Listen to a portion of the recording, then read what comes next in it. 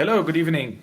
Here is Alexander Wurzer. We are back with the SAPI IP Business Talks.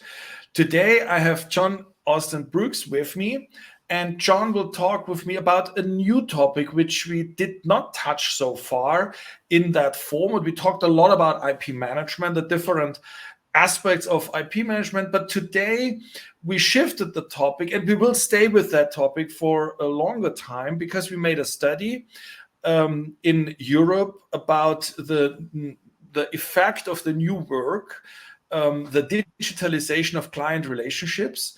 The results, by the way, are already accessible. So when you get in contact with me, I can give you access to the results, fascinating results in terms of how law firms, how individuals use digitalization, also, for example, social media like LinkedIn, to transform their client relationships.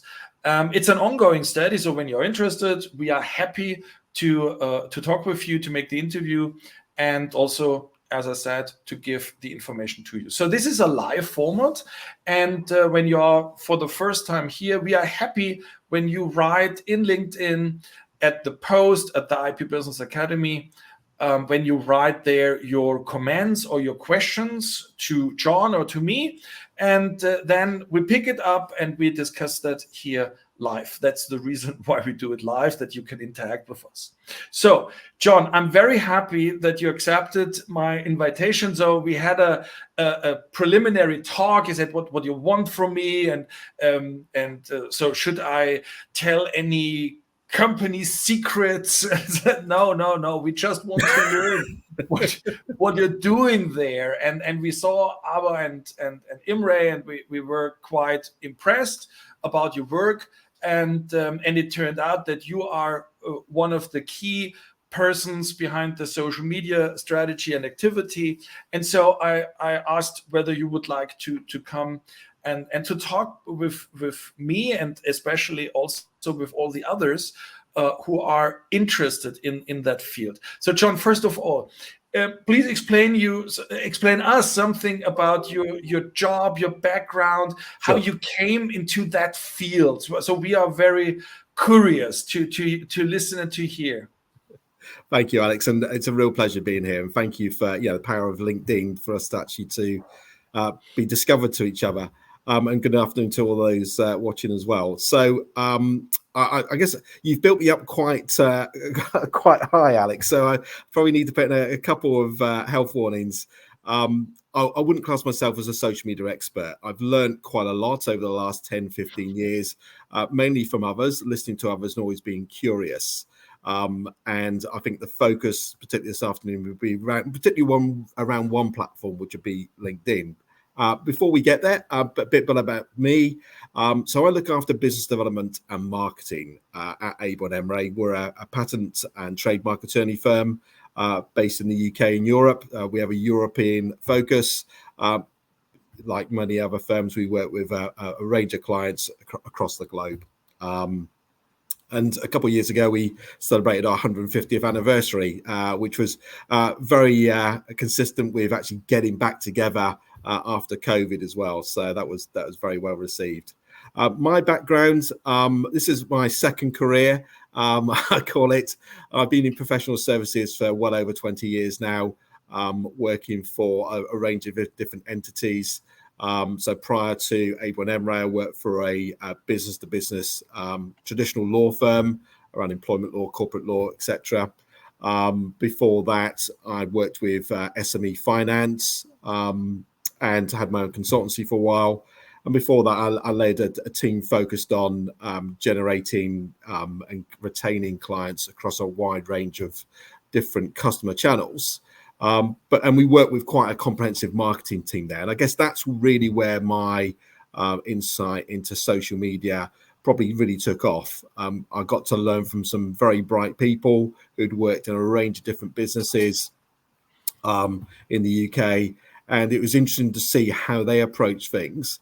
And hopefully I've done some credit over the years to those learnings, and hopefully taken on board some of the stuff myself. So my role covers a number of different activities. So I coach our attorneys on a range of different things, as I'm sure many of my peers do in similar firms, around networking, conferences, social media, writing articles. We look for lead generation, as well as obviously taking care of the website. And I've got a colleague who joined me last year who works with us on sort of making sure that the social media plan is put into actual action on that. So that's a range of different things we do. I guess my key thoughts on this, that there isn't just one way. This is social media, digital channels. They're a tool in your toolkit to be applied in different ways at different times. And also, as we go through the discussion this afternoon, hopefully we'll get an opportunity to talk about actually when things move more from the, if you like, the corporate level to the individual level. And I really look forward to hearing people's comments on that in the chat as well. Okay. Yeah, thank you very much. You come from marketing, and now you have a marketing background. More a sales background, actually. One of my first roles was actually in field sales. This was on the cusp of the internet, so there were various entities which had a website, but they weren't anywhere near where we know today. So a lot of it was actually building relationships through telephone calls and personal visits. Fast forward 5 years after that, so we're still probably talking around 2006, 2007. LinkedIn had established itself then, and we started to use that as a way of actually identifying who we wanted to talk to. So when you were earlier, that's one of my questions. So when did you start to use LinkedIn and to create your own profile? So what was the motivation then? So learning about others. So I think it was firstly making myself discoverable for others. It was more a way of positioning a profile. So I was using LinkedIn then, I still do to this day, as a bit of a research tool. Who's who at that firm, what are they up to? I wasn't posting a great deal then. It was more just having a presence. And I think the larger the organization I went into, probably the less I did regarding my own social media. It's more a case of liking or posting throughout those years.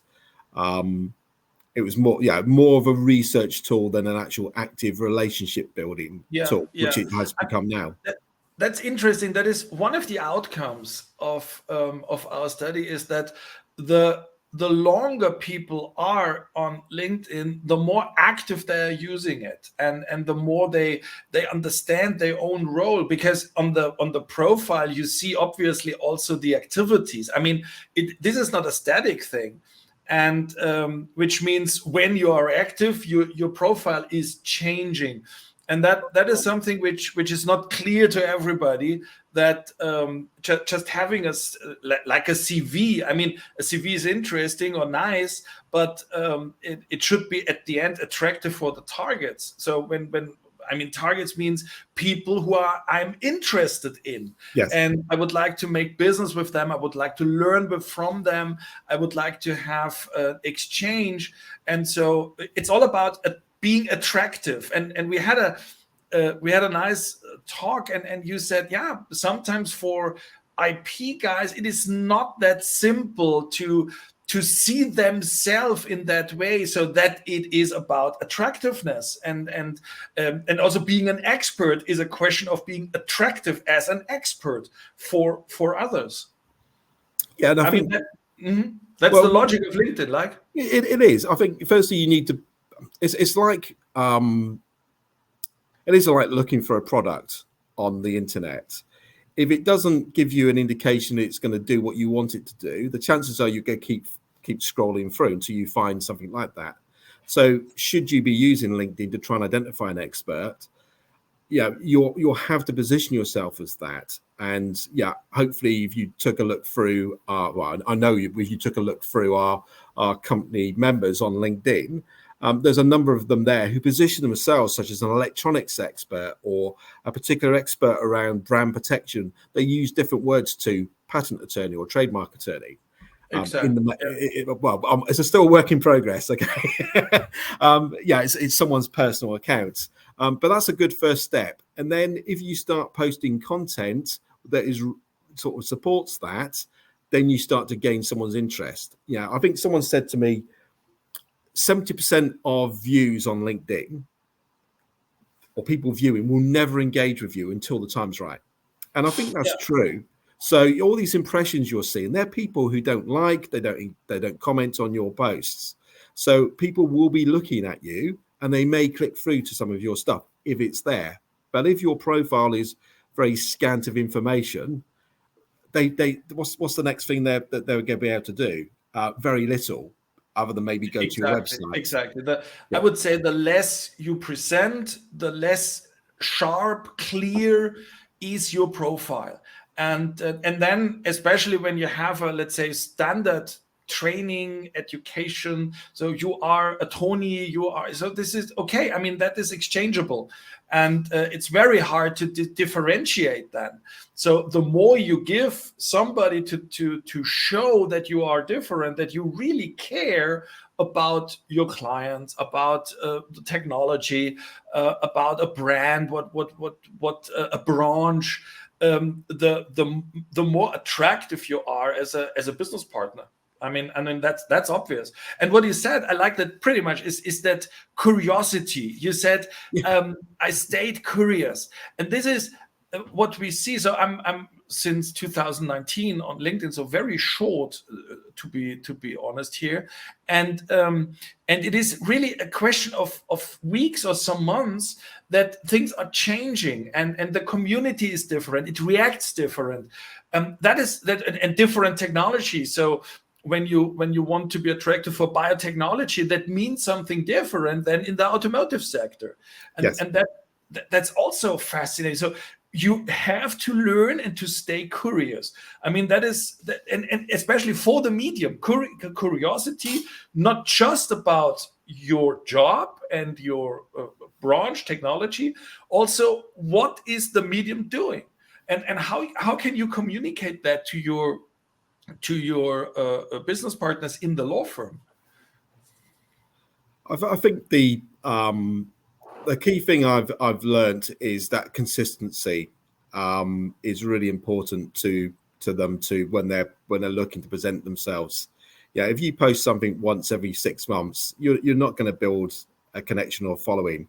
I mean, you might post something which is extremely insightful, but you need to follow up on that. Yeah, but if you haven't got that consistency, where's the conversation? And on social media, I think a conversation requires a lot more effort. If you and I walked into an event, Alex, at a conference, we'll probably start up a conversation, and there'll be plenty for us to find to talk about, be it the venue, be it the conference itself, be it the coffee, the quality of the coffee, be it what we were doing afterwards, maybe which talks we were going to. But when you're on LinkedIn, because it's very static, you have to find ways for people to have a conversation with. And I think that's where the real challenge comes in, because that's where the effort is. Without you, if you like, breaking the ice and giving something for someone to engage with, you're simply just staring at each other's profiles. And yeah. I mean, that is twofold. The one thing is, what I really like is that I know to whom I'm talking to, so I see the profiles, and I can get a certain feeling about this individual who is talking with me then. Yeah. And what I'm always doing, and I recommend that, is to invite interesting people. So invite people to talk. And it is astonishing how much experts also are happy to talk. But for me, this is relatively easy because of this, I don't know, some hundred of lecturers and former students. So there are plenty of contexts when I want to talk with somebody, but also to address really the interesting group in a branch and to establish a profile there, I would say this is not rocket science. But yes, it is. To a certain extent, it is work. It doesn't come for free. But on the other hand, when you go on a conference, so you go to a table and you don't know who is standing there. And that is the difference on LinkedIn. So you know exactly who you want to have on the table, and you can bring them in and talk across continents and time zones and everything. That's I mean, one of the benefits at least. So another question which burns under my what is the saying in English? Fingertips. So where yes, does it? Yeah. It is a question about these follower things. So yes, there are these LinkedIn nobles with hundreds of thousands of followers. So obviously we are in a very specific branch. It's a relatively small crowd compared to other like fashion or fast moving consumer goods or something like that. And so you personally have 1,800 contacts, followers, and I'm again and again asked, so Alex, do you, so of course I make my contacts open so that everybody can see who I'm in contact with, and so that's another question. So should we do it or not? And what happens when somebody wants to get in contact with you? So do you accept that? Do you have some certain rule of thumbs, or who you're asking you want to be in contact with because you want to get the content, you want to have the opportunity to exchange? What is your policy about that? Okay. So let me jump back to the first question, which is around the followers. So I think the number you're quoting there is actually around the Abel and Emre page, which is over quite significant now compared to where it was. So I've been with the organization coming up to 5 years now, and we were sitting sub 1,000 at that point. I think COVID's helped quite a lot. We also did back in 2021, we had our 150th, and we had a big campaign running throughout the whole year to highlight around a particular range of themes, which I can touch on if you've got time later on. That helped us grow, and I think the consistencies helped us continue to organically grow over the past year and 2 years. My personal followers. Of course, it is one of the big efforts of the campaign to have this 1,800 followers. So that's the firm. That was my mistake, of course. No, that's fine. This is a big success, having that audience continuously there. I mean, that was a great job which happened. Well, yeah, I guess we then come to, so what? Why is that important? Well, it's important because LinkedIn works off algorithms. So at one point in the time, and it may change next week, it may change again in a month, backwards and forwards. That figure will influence what LinkedIn does with our content. Personally, I've got 2,700 followers. It's a sort of fairly new function on LinkedIn about you don't need to be connected, you can be followed. And what personally makes me connect with people are where, firstly, if they send me a message, that's always great, as long as it's not obviously a sales pitch straight away. But if they send me a message, that always helps. But I often look to see who they connected with. And with the different functionality across the different devices like mobile, sometimes it doesn't always give you the opportunity to send a message. So I accept that some connection requests will come through without any background other than just, can we connect? So my rule of thumb is if it looks like someone who we would have some sort of connectivity, yes, let's do that and see where it goes. If someone then pitches to me within a space of a day, 2 days a week, usually we disconnect because that's clearly what they're looking to do. I think there's also the caution, Alex, you mentioned about you have your network open. I do too. Is that someone might be trying to mine the data in your network. And I do caution my colleagues that, look, just because they're connected with me doesn't mean that you have to accept their invitation.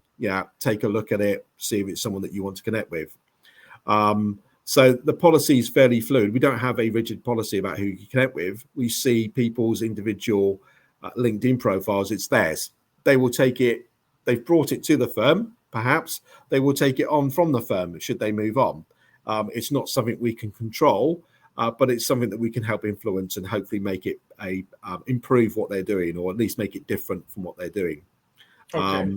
And I mean, what you're saying, that's I think very interesting for the audience, because I'm asked about that again and again. Is what is the role of that profile? And I mean, the most simple aspect is when you want to get in contact with somebody, an expert in a branch, somebody who is connected with a lot of people, with SMEs in a country, in a region, whatever. So the first thing is what this person will do is checking your profile. And the question is simply, what do you offer here? And I would say that is the practice when you offer yourself. So being connected with somebody is you ask for a favor. Okay, it's the lowest level, but it is a kind of favor. So, and it should be a deal which is it's beneficial for both sides. Yes. So when you offer something, I like, for example, it's a time ago that Bastian Best, he's in Germany a patent attorney for prosecutor for software patents, and helps us pretty much at i3PM, and it's also a lecturer at the university in my courses. And Bastian, he made a wonderful post. He wrote, okay, I'm preparing a checklist for technology transfer institutes and about software patents. Is there anything what you would like to have on that list, what you think it is interesting? And I like that so much, because he's offering something, but at the same time he explains to everybody he's the expert in that. And this is something when he now or later on, when he contacts, for example, technology transfer officers, because they are relevant for him, then they will see he wants to help. He's offering content, and I mean that is the basic deal. So sharing and caring, and so it is a wonderful feeling when you have something to offer. And we talk about IP experts; they have always something to offer. So when you can offer something, and the other will accept the content, the contact, and then you can start to exchange. I mean, this is exactly what you're saying. Yeah, it's a relationship you're trying to build. It's I'm not looking to do a sales pitch. I'm not looking to say buy, we're the best. You know, there's very few people who do actually do that on LinkedIn now. It's most people are fairly savvy from a broadcasting perspective. Sometimes you get it through our direct message, but often you can see straight away with those, because usually they're an email request. I think the people who will have the greatest success are those who share and educate, influence, whatever sort of terminology we want to put onto it, without feeling that there's a specific goal that they've got to hit. You know, so the number of followers, the number of posts, that's not a goal. What I'm looking for is a level of engagement, which is where someone actually takes time, hopefully, to comment. A like or a reaction, as they're now called, are always nice. It helps with the algorithm, but actually what you really want is a conversation. I mean, that is exactly, we help, for example, the EPO, the HTPC, high growth technology initiative, and we had a discussion, I think 2 years ago, and they said, yeah, we publish, we post, but we don't have any engagement. I said, yeah, one reason is you are an institution, so people follow people.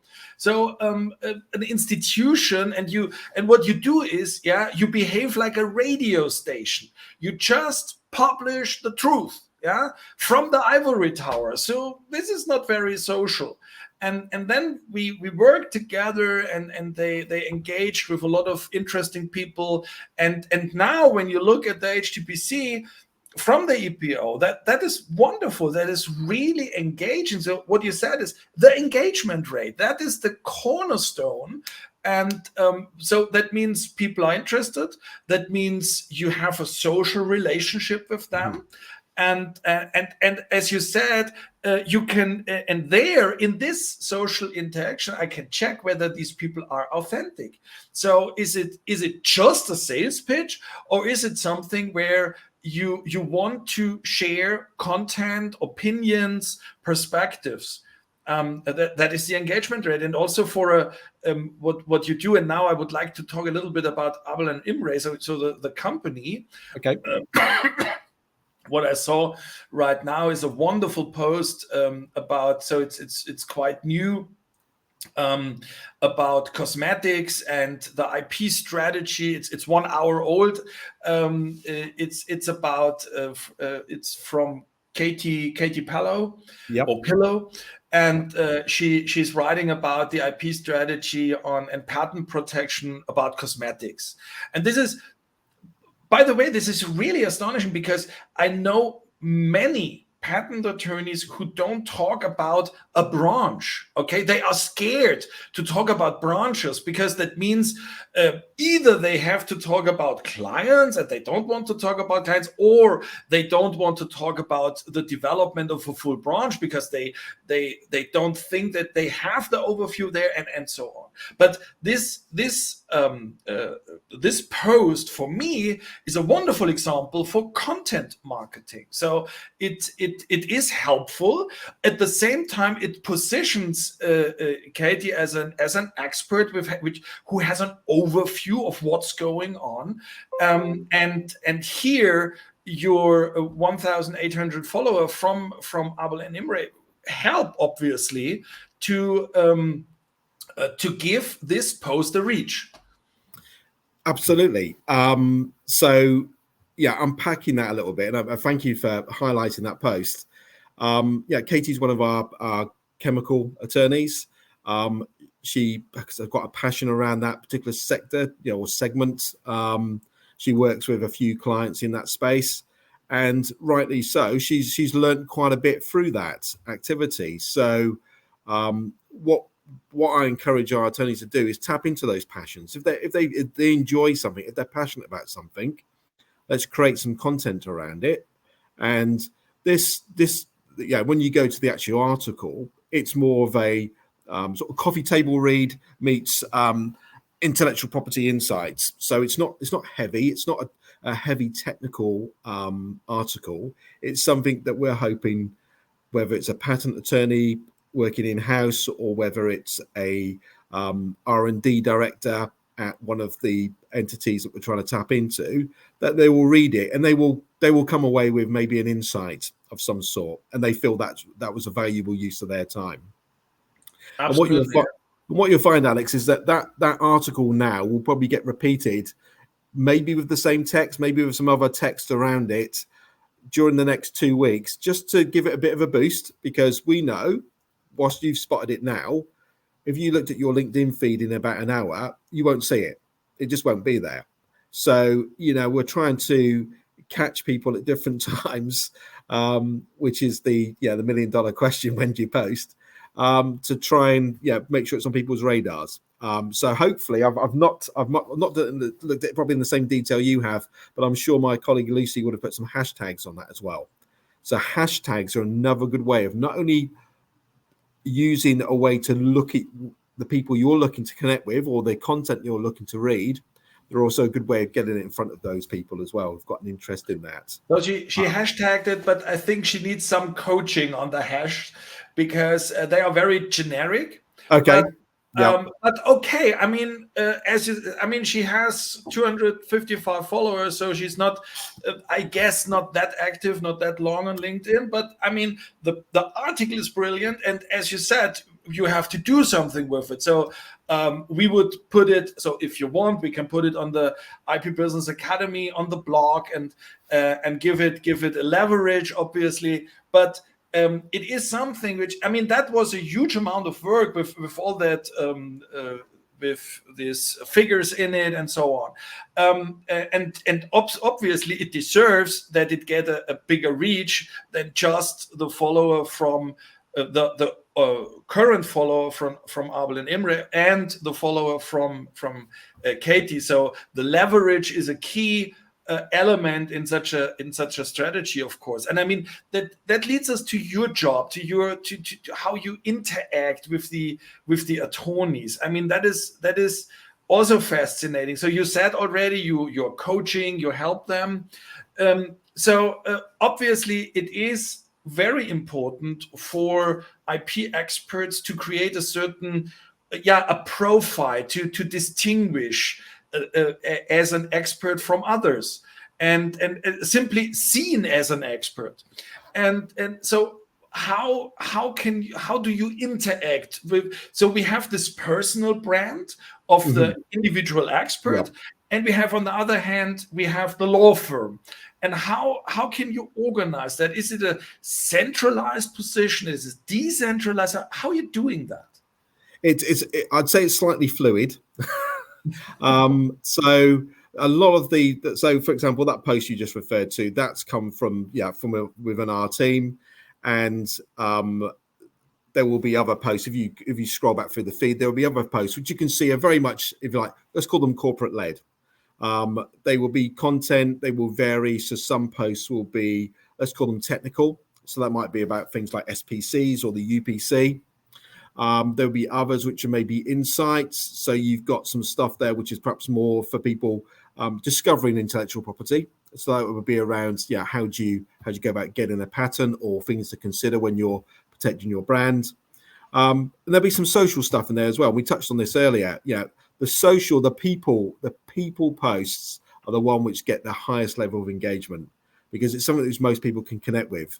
So to give you an example, our average level of impressions, I'm looking across a month's worth of posts, we're probably sitting around 200 impressions. So that means that it's, my understanding is it's been in your feed, you've scrolled down past it, you may have clicked on it, probably not. That sits around 200.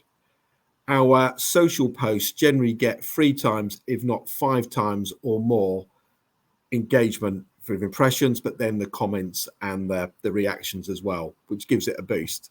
And one might say, well, okay, those have a thing. It might be about someone doing some cycling, it might be about promotion, but actually it doesn't stop there, does it? You don't just think, right, that's the end of my curiosity. You probably think, who are Abel and Emre, or who is this person? So you're likely to click through something else, and that's where you get the engagement. So part of my role, part of what I enjoy doing, is encouraging people to actually come on this journey. Social media is a free piece of marketing that's accessible to anybody who creates a LinkedIn account. You can share stuff, you can post stuff, you can engage with people on there. It costs you nothing other than your time. And I think one of the main hurdles for people to overcome, and it's quite interesting reading people's stories about where they've become more confident with LinkedIn, in a way reinforcing this, is the peer review. So if I post something, so if you and I work together, Alex, if I post something, I might be concerned about what you might think about that. Absolutely. Of course.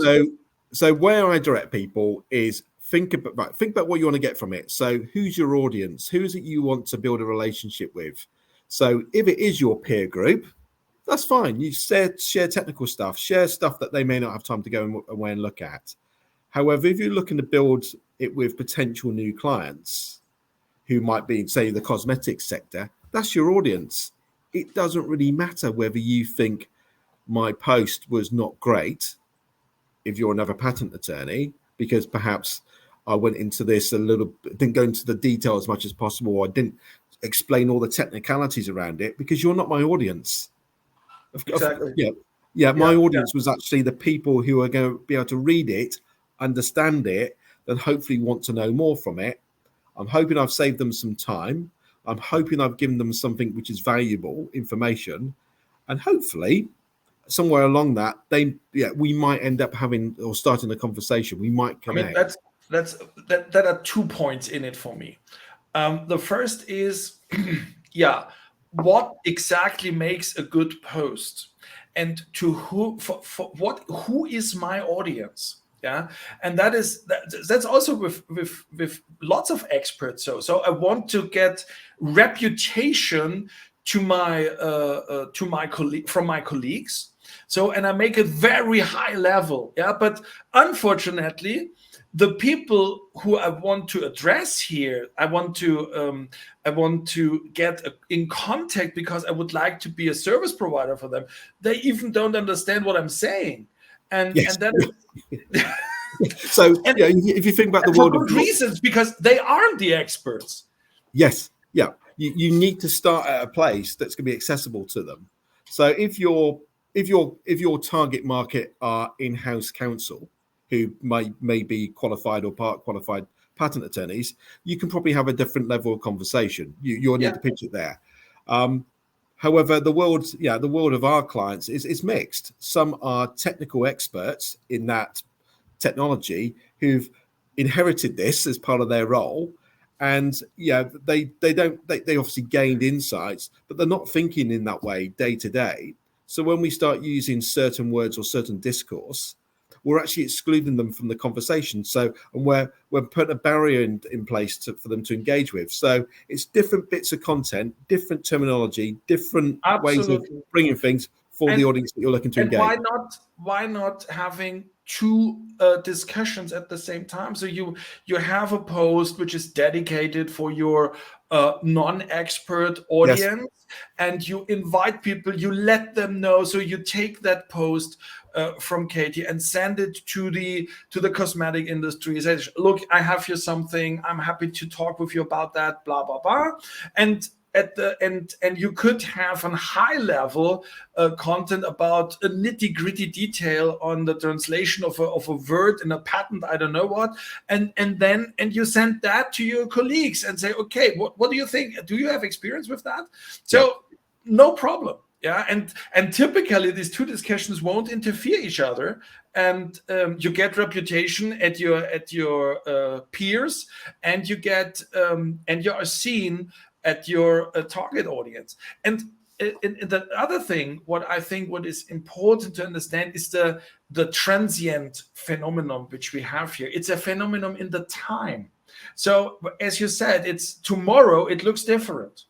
And so that is the reason what I try to explain to the experts again and again is a timely reaction. So LinkedIn likes to when it is fast.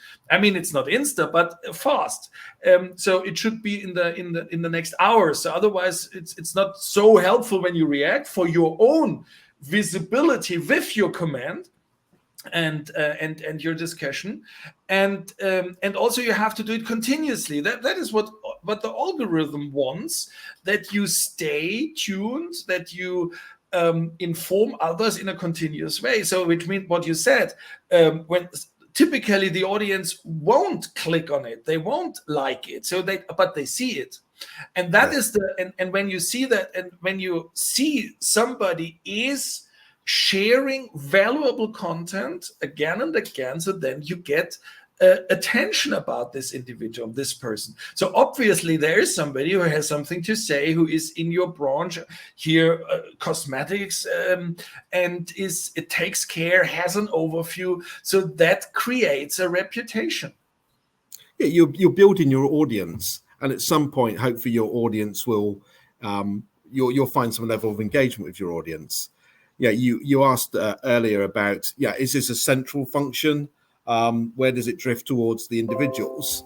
And I said, well, I think it's a bit of an evolution. So our central function is, my colleague Lucy will put together some planned posts that we're going to do, because we want to have some consistency there. We want to have some profile.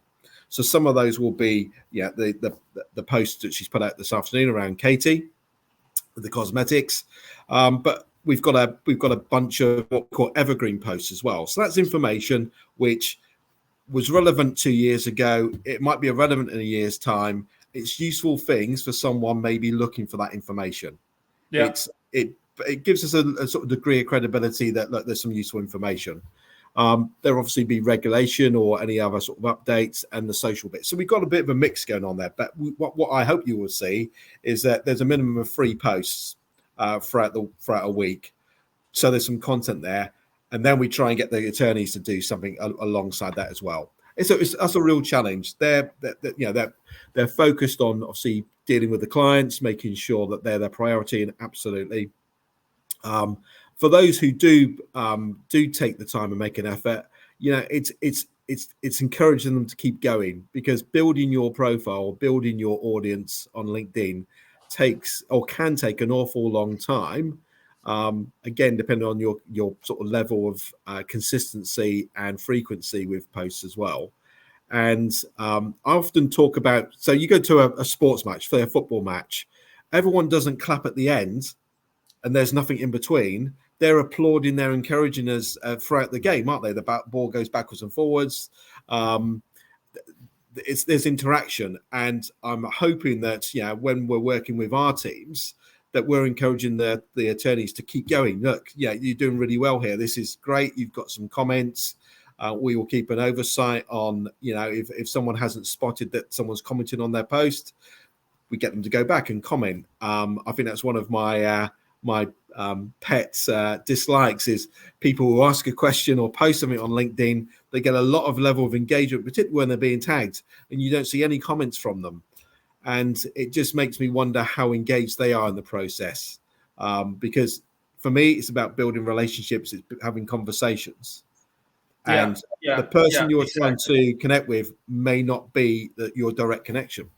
Well, sometimes I have the situation that I know people just from LinkedIn, and of course, so how should I met them? They are in Australia or I don't know where, and we had a lot of chats, a lot of discussions, and then we meet on a video conference, and it is like meeting old friends. It is unbelievable. Yes. Yeah. And that is a social relationship, and that has a value. And they ask questions. They come with a client request. That is, I'm not an attorney, but they ask me other things, and most often I can give it to attorneys and say, okay, what your question is something you should talk with an attorney about that. But it is obviously that the basic for that was the discussion, and that creates the trust. That is that, and so as you said, this motivation to motivate your attorneys in the firm to engage in that, and sometimes it's not just time. It is also that from the personal characteristic. IP experts are they are experts, and that means they are not that social animal, so walking around and having all that interaction, so they don't feel that comfortable with that. So how can you help there? What are you doing there at Audin Imre? So we've obviously got the core content that we provide there. I meet with our attorneys on a fairly regular basis, on a one-to-one basis, and work with them on not just their social media, if that's what they're focused on, but their general business development, their client care, what they're doing with our existing clients, how, what value add we can do further for them, and also, people we want to work with as well. And on social media, I run a workshop or a session about every 6 or so weeks. And one of those, we actually got a person in the States, in the US, called Jeff Young. So if any of your audience want to follow someone and look at their content, he's hashtag the LinkedIn Guru. And Jeff freely gives of his time. If you've got a question about LinkedIn, what's working, how to do things differently, or you want to build a profile, go to his page. He does a newsletter and lots of useful content there, and also other people that he will be able to introduce you to, from similar to yourself, Alex, the podcast and different things there. So it's about showing my colleagues that actually here's how other people are doing it. You replicate some of that and it may work for you. It's never going to be a silver bullet. It's never going to be that one hit and suddenly you've got all this interaction. It's about turning up. It's the same as our face-to-face meetings. If you keep turning up to conferences, you get to know people. And as you said, your social media interaction, you got people from all around the world. You jump on a video call, it's like you've known each other for months. And even though you've never actually met in person. So how I help them is to think about what content would they want people to see from them? How do I save the people I'm looking to engage with some time, be it my clients or be it my potential new clients? So that might be, let's choose the cosmetics because that's very relevant to the post today, is I might follow some of the cosmetics news. So my advice to Katie or someone else like that would be, look, you don't have to always produce the content yourself. You might see an item in hashtag cosmetics or hashtag intellectual property, and something in there might be relevant to that audience that you could share, put a comment on it when you reshare it or repost it, which gives you a bit of gravitas. The point is, not everyone's got the time to go looking for this information. So by us sharing it, you're adding value to that relationship. Yeah, absolutely. Adding value, and it is not a journal. Okay, so it's much faster, and we have to adapt to that. So John, thank you very much for your time. So the time is over for today. It's a pity, so we could talk. Well, it's been great. I think just one parting shot. If you're going to do LinkedIn, be yourself, be authentic. People really buy into that, and that will give you the longevity of those relationships. And it's been a real pleasure, Alex. Thank you. I have nothing to add. Thank you very much.